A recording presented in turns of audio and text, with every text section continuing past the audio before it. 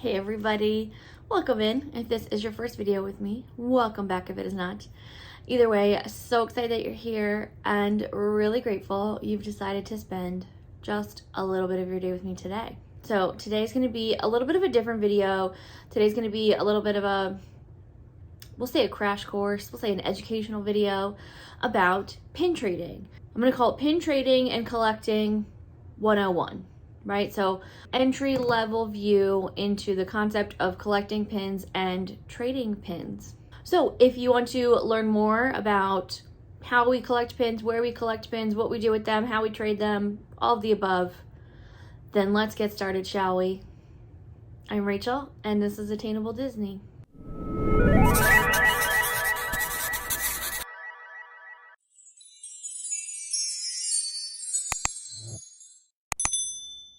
All right, so you guys, I have had an idea to kind of do this video for a little bit.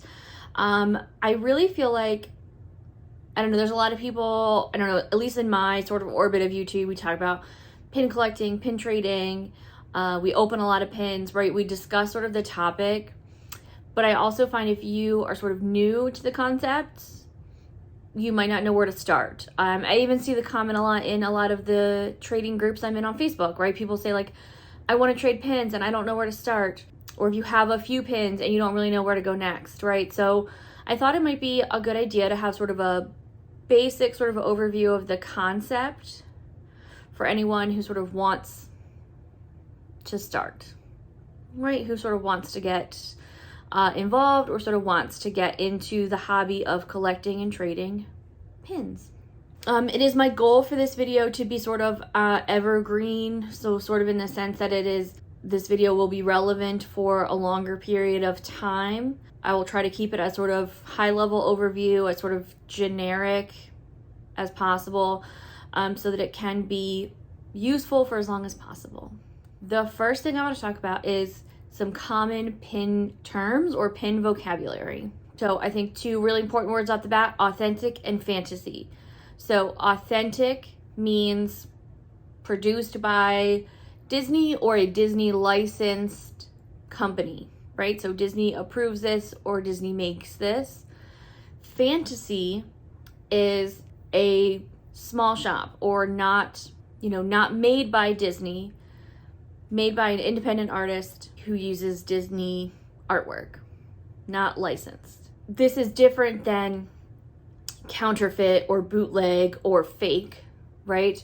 There are plenty of fake pins, right? Or pins that try to be something that they're not, who try to copy an authentic pin. That's not what a fantasy pin is. A fantasy pin is its own thing. It's not pretending to be a real pin. It is a fan-made, right? Fantasy, fan-made pin. So authentic pins are licensed, made by Disney or Disney licensed retailer, and fantasy are fan-made pins. And then obviously fake, bootleg, scam, whatever, right, you want to refer to pins that are copied, right? Which you will see with some of the higher priced authentic pins. You will absolutely see people try to copy them, right? Try to bootleg them. I think another important word is scrapper. So you'll hear scrapper a lot. Scrapper is like a weird kind of term to me. I feel like it took me a minute to sort of wrap my head around it, but it is basically, I think of it as like a factory reject. So there are pins floating around for one reason or another that are like sort of technically Disney licensed, like authentic pins, but were never like sort of intended to be released. Sort of factory rejects, like I said, or copies of a copy of a copy, right? So they're sort of technically authentic, but they're not good and they're not quality. They were intended to be scrapped. They were intended to be thrown away. They were not intended to be sold. Someone smuggled them out of some factory or something and they circulate on the internet. People will sell them for like $1 or $2, and then people will use them to trade for more like pricier, higher priced pins. So that's what we kind of call a scrapper. I think other two more important terms you'll hear is limited edition and open edition. So open edition is a pin that you can go buy at any time, right? They will continually make it. It is available all the time.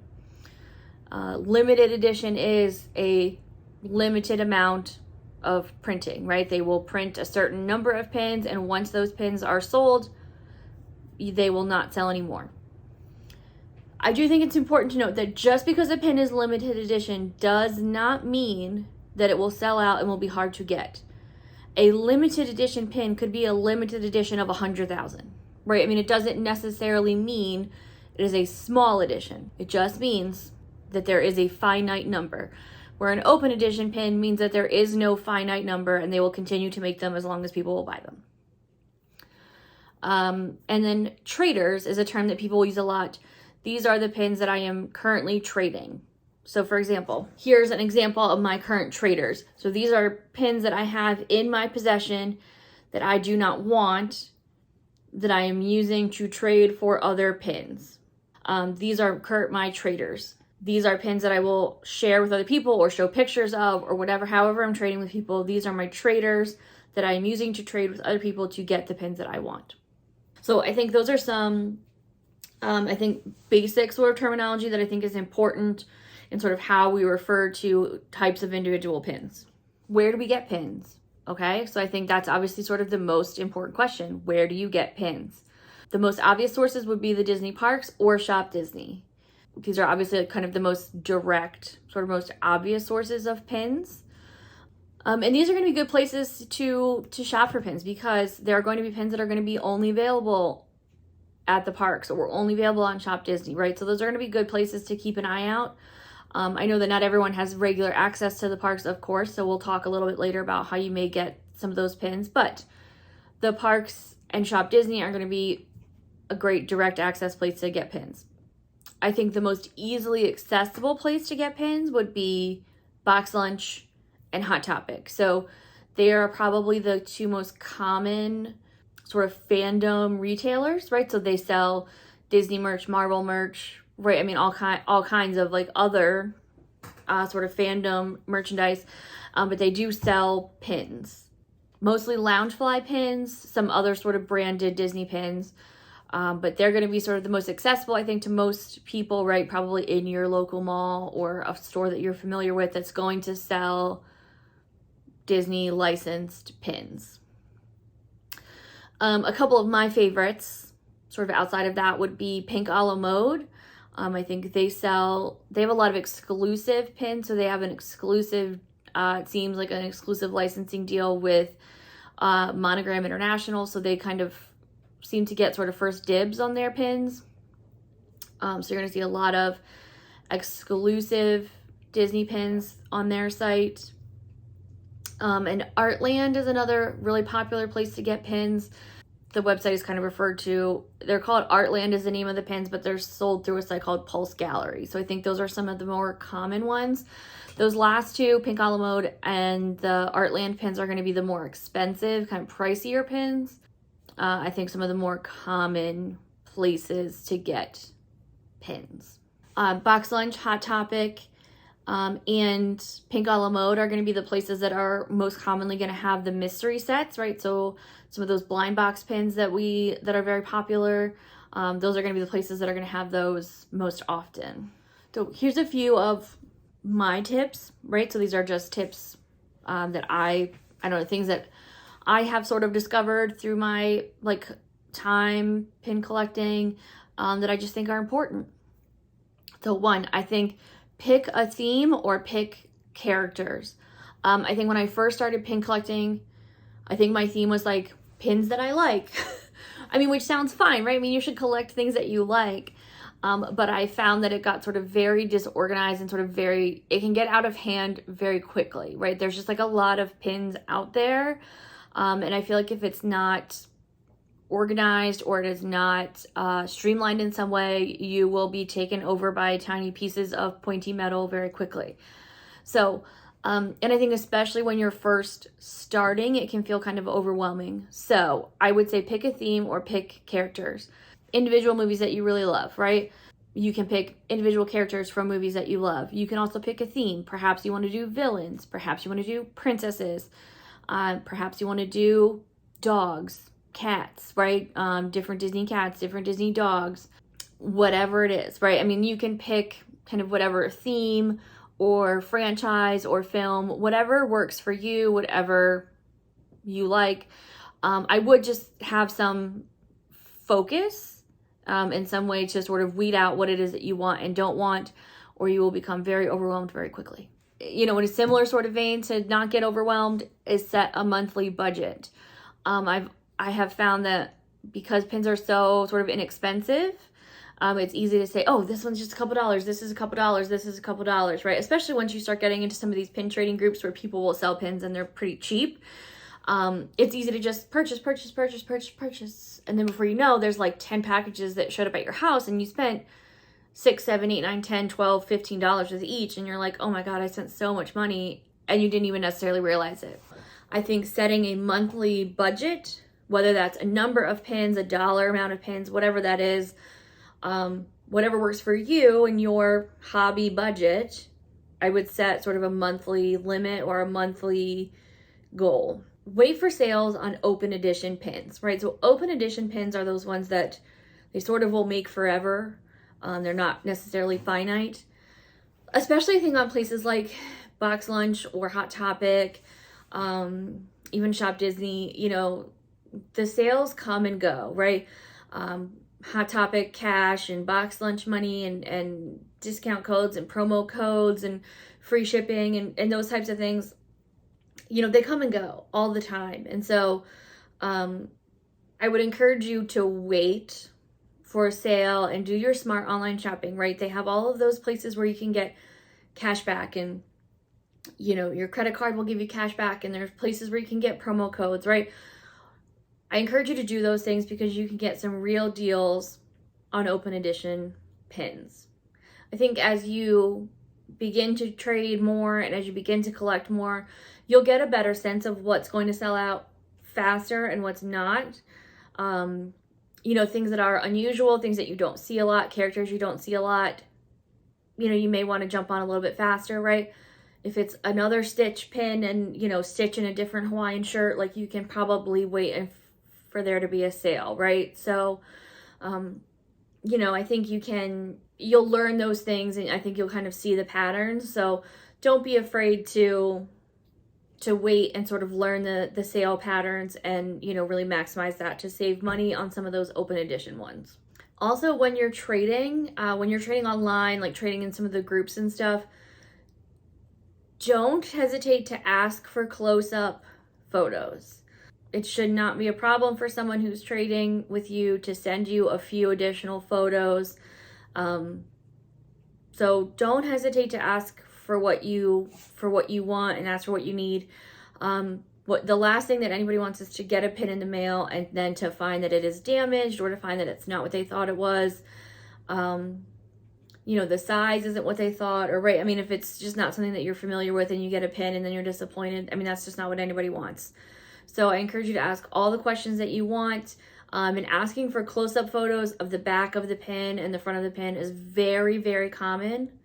And so someone trading pins should be very used to that. So if someone asks you to do that, if you're trading a pin, don't be alarmed and feel okay asking someone else to do that. That's very normal pin trading behavior.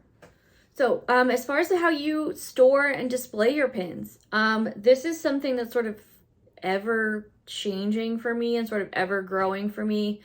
I think most people keep them on cork boards, right? Like bulletin board style. That does seem to be sort of the general consensus. And I think because it keeps the back safe, right? You can push your pin into that cork board and it is not, right, it's not going to poke you, right? Like, it's going to protect that pokey back.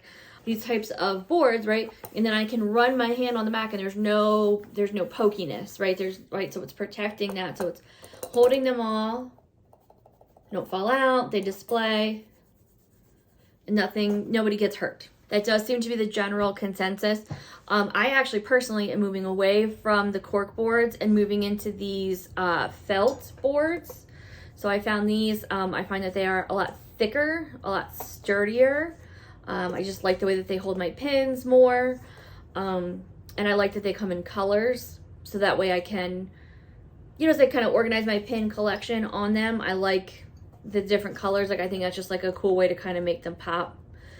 So yeah, so I think most people do cork boards. I'm switching most of mine to these felt boards. Of course, I'll leave links for both of those types of things below. There are, if you're going to wear your pins, so if you're going to wear them on a lanyard, if you're going to wear them on a purse, if you're going to wear them on a jacket, whatever, I would recommend something they call safety backs. So the regular backs on pins, right, like these sort of traditional butterfly backs that come on pins, or even those sort of rubber backs, are not very secure. And I've lost pins that way, right? I just didn't really know any better. And so if you're going to be wearing them sort of about, I would recommend a safety back. They're just a little bit sturdier, and they can sort of hold things on a little bit tighter so that you don't run that risk. Especially good if you're going to be going to the parks and you are going to be trading them and you want to carry them on a bag, or you want to carry them on a lanyard around the park, right, to trade. I think those safety backs are really important so you don't lose them.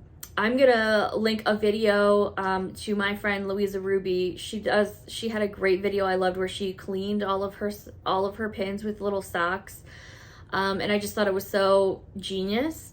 So I mean, they are metal, and so they get fingerprinty, and so I thought that was a really genius way to clean them. So yeah, have your little like cleany sock, right, that you hold on, that you can kind of polish your pins. I thought that was such a good idea. So I will link her video so that you can watch her do that, which I thought was so smart. How do you organize your pins?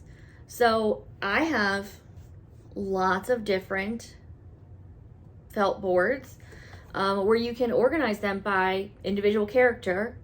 You can organize them by movies, right? So I've got a pin board that has all of my Aladdin pins on it. I've got pin boards that have individual characters, right? I mean, it depends on how big your pin collection is. It kind of depends on what you want. I think there's a lot of different ways to do it.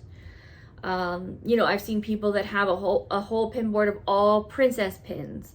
I've seen, you know, people who have, you know, princesses of similar color schemes together, right? So you might put your like Belle and your Tiana pins together, right? Because they're both sort of that yellow, right? Those sort of like pale yellow tones. Or they might put like Cinderella pins with like blue Sleeping Beauty pins, right? Because it's like a similar color scheme, right? So, you know, you can organize them by color, you can organize them by character, you can organize them by franchise, you can organize them in sort of whatever way works for you. I think there's a lot of ways.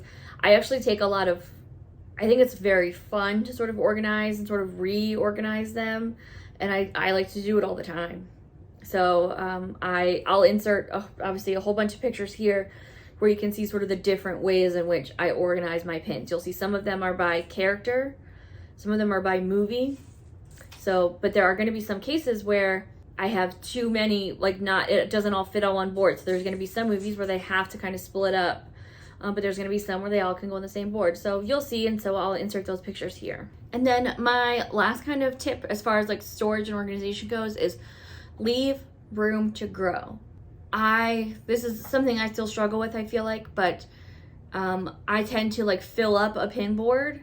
So if a pin board is not full, I'll tend to like put another character on that board or something. And then as soon as I get another pin, then all of a sudden it doesn't fit and I have to reorganize it again. So that was like a little bit of a hard habit to break. So I think it's okay if, so again, I keep picking this one up because it's on my desk, but like, so if these are my Jungle Book pins, it's okay that there's some empty room here, right? Because as I get additional Jungle Book pins, there's room for me to put more on there. So, you know, don't panic if your pin board is a little bit empty, right? Or if your pins are like a little bit spread out. It's okay. Leave yourself room to grow, because you don't want to have to rearrange everything every single time you get a pin. You don't want to have to do that. It's just too much. So, guys, those are sort of my basic kind of overview, or sort of my basic tips and vocabulary, I think terminology that people need when they are entering the world of pin trading. What I'm going to do below is leave links to a few different things. So I'm going to leave links to sort of the products I mentioned, right? Like the pin boards and things that I mentioned that I like to use.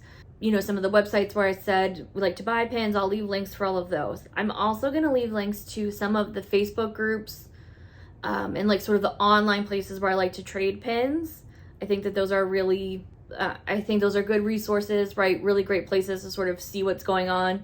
I highly recommend like joining those groups and just like sitting back and watching for a while before you really jump in and even start trading, right? Just, you know, just kind of sit in the group and kind of watch what people do and read through the posts and kind of see what's going on before you even really start.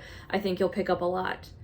I'm also going to leave a link for a personal shopper that I work with that gets all my pins from the parks. So, you know, so I mentioned, I know that we all don't have regular access to the parks, including myself. I don't live anywhere near, you know, Walt Disney World.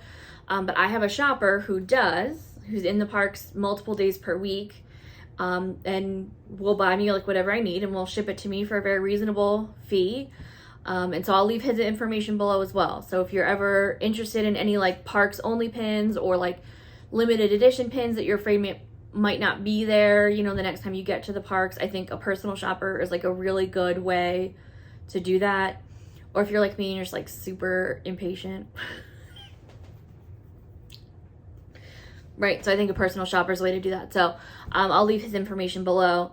I don't get anything for like referring you to him. I just have worked with him many times and I just find him like trustworthy. And I think there's like a lot of people out there who sort of say that they'll do pickups or like say that they're shoppers. And so I just want to steer you in the right direction.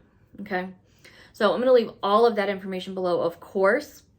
So guys, I want you to let me know below what additional questions you have. Anything that could be clarified, anything that you feel like you still need to know before you get started, please let us know. I know a lot of my community here on YouTube, we're all big pin traders. So please feel free to leave information in the comments of what you think people should know when they're just starting a pin collection or they're just starting to get into pin trading and pin collecting. So what do you think that people should know? All right, so leave that information below. We want this. I think that this video could be like a good sort of resource for people who are just starting. So let's leave those tips and tricks and websites and whatever it is. Let's leave all of that sort of in the comments below for people to refer to, right? Let's help each other out and just leave that little bit of information for everyone, right? So like I said, guys, any additional questions, let me know. Just leave it below, okay? All right, guys, I'll see you in the next one.